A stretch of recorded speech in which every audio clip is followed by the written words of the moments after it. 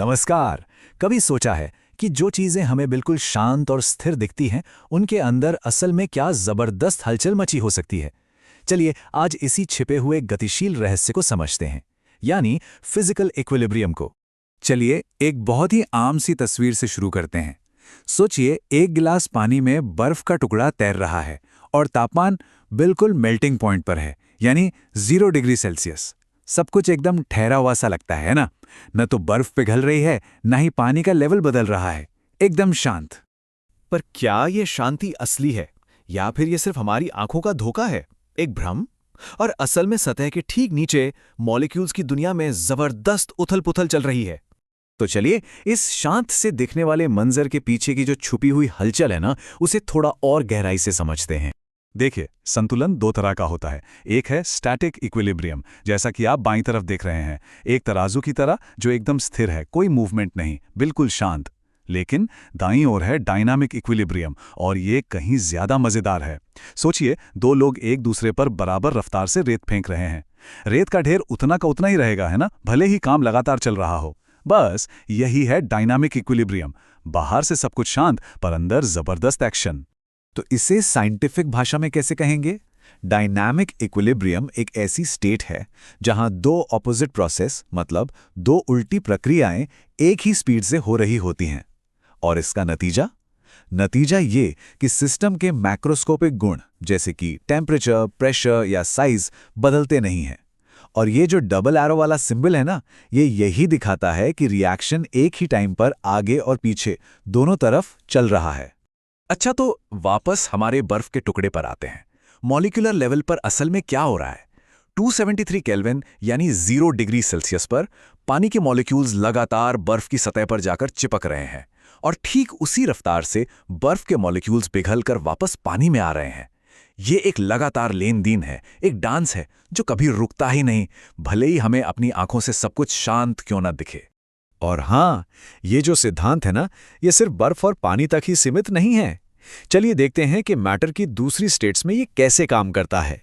तो देखिए, physical equilibrium के 3 मेन टाइप्स होते हैं। पहला सॉलिड और लिक्विड के बीच, जैसे बर्फ का पिघलना। दूसरा लिक्विड और गैस के बीच, जैसे पानी का भाप बनना। और तीसरा, जो कि सबसे मजेदार है, वो है सॉलिड और गैस के बीच। इसे सब्लिमेशन कहते हैं, जहां कोई सॉलिड चीज बिना लिक्विड बने सीधे गैस बन जाती है। कमाल है ना? अब लिक्विड वेपर इक्विलिब्रियम को समझने के लिए एक छोटा सा एक्सपेरिमेंट देखते हैं। यहां एक बंद डिब्बे में पानी की एक डिश रखी है, और ये एक मैनोमीटर से जुड़ा है। ये जो यू शेप की ट्यूब है ना, ये हमें पानी से बनने वाली भाप के उस अदृश्य प्रेशर को मापने में मदद करेगी जिसे हम देख नहीं सकते। तो शुरुआत में जब टाइम 0 है, बॉक्स के अंदर कोई भाप नहीं है, और आप देख सकते हैं कि मैनोमीटर में मरकरी का लेवल दोनों तरफ बिल्कुल बराबर है। इसका सीधा सा मतलब है कि अंदर और बाहर प्रेशर में कोई फर्क नहीं है। अब कुछ समय बाद क्या होता है? पानी इवापोरेट होना यानी भाप बनना शुरू कर देता है। ये भाप एक प्रेशर बनाती है और मैनोमीटर में पारे को ऊपर की तरफ धकेलती है। और जैसे जैसे हवा में भाप के मॉलिक्यूल्स बढ़ते जाते हैं, उनमें से कुछ वापस पानी में बदलने भी लगते हैं। इसी प्रोसेस को हम कंडेंसेशन कहते हैं। और फिर बहुत जल्द एक ऐसा पॉइंट आता है जब पानी के भाप बनने की स्पीड और भाप के वापस पानी बनने की स्पीड बिल्कुल बराबर हो जाती है।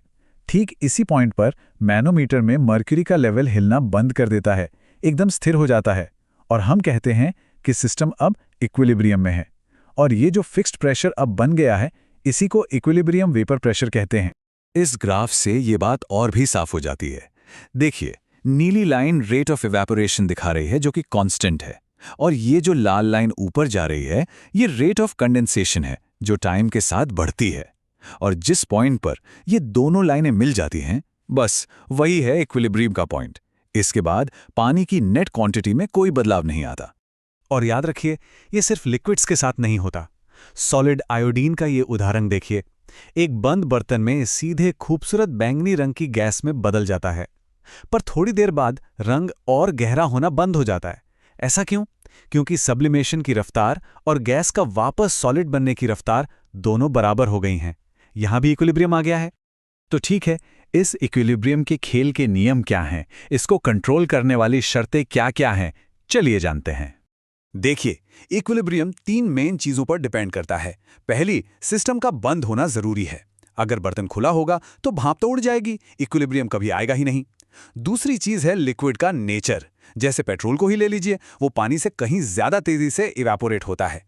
और तीसरी चीज है बाहरी प्रेशर। यही वजह है कि पहाड़ों पर पानी कम टेम्परेचर पर ही उबलने लगता है, क्योंकि वहां हवा का दबाव कम होता है। तो इन सबको मिलाकर फिजिकल इक्विलिब्रियम के ये 4 सुनहरे नियम बनते हैं। नियम नंबर 1, ये सिर्फ बंद सिस्टम में ही हो सकता है। नियम नंबर 2, ऑपोजिट प्रोसेस एक साथ और बराबर रफ्तार से होते हैं। नियम नंबर 3, बाहर से दिखने वाले गुण मतलब मैक्रोस्कोपिक प्रॉपर्टीज कांस्टेंट रहती हैं। और नियम नंबर 4, जो सबसे जरूरी है, ये हमेशा डायनामिक होता है। वो स्थिरता सिर्फ एक भ्रम है। मॉलिक्यूलर लेवल पर एक्शन हमेशा चालू रहता है। तो अब सवाल उठता है कि ये सब जानना इतना जरूरी क्यों है?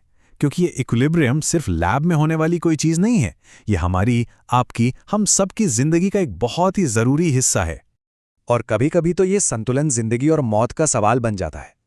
हमारे शरीर के अंदर हीमोग्लोबिन नाम का एक प्रोटीन होता है, जो ऑक्सीजन के साथ एक बहुत ही नाजुक डायनामिक इक्विलिब्रियम बनाता है और उसे पूरे शरीर में पहुंचाता है। ये हमारी लाइफलाइन है। लेकिन कार्बन मोनोऑक्साइड इस बैलेंस को बिगाड़ देता है।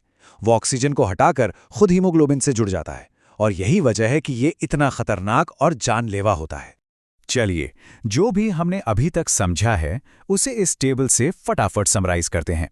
सॉलिड लिक्विड इक्विलिब्रियम को हम मेल्टिंग पॉइंट से मापते हैं, लिक्विड वेपर इक्विलिब्रियम को बॉइलिंग पॉइंट या वेपर प्रेशर से, और सॉलिड वेपर इक्विलिब्रियम को हम वेपर की इंटेंसिटी से मापते हैं।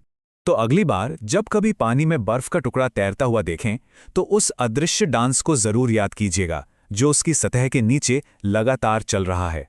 और ये भी सोचिएगा कि अगर हमारा शरीर ही इतने नाजुक बैलेंस पर टिका है, तो हमारे चारों ओर इस दुनिया में और न जाने कितने ऐसे अदृश्य इक्विलिब्रियम हर पर हमें बना और बिगाड़ रहे हैं, जिन्हें हम देख तक नहीं पाते।